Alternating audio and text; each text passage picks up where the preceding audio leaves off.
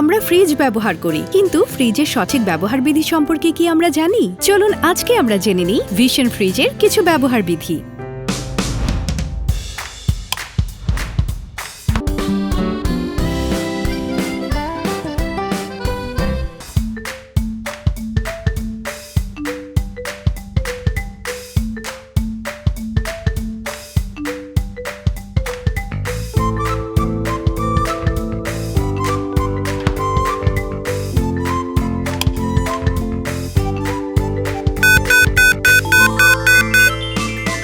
প্রথম অবস্থায় মাছ ও মাংস রাখার পূর্বে ৩-৪ ঘন্টা আগে পানি ভর্তি কয়েকটি বোতল রেখে ভিশন ফ্রিজার চালু করে রাখুন।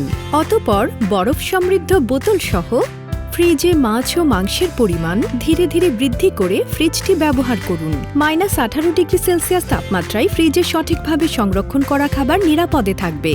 তবে খাবার যত বেশি সময় ফ্রিজে রাখবেন, কোমলতা, গন্ধ এবং রং সবই প্রভাবিত হতে পারে। হিমায়িতকরণ খাবারের পুষ্টিগুণ কমায় না। ফ্রিজে রাখাকালীন খাবারে প্রোটিনের মান সামান্যতম পরিবর্তন হয় না বললেই চলে।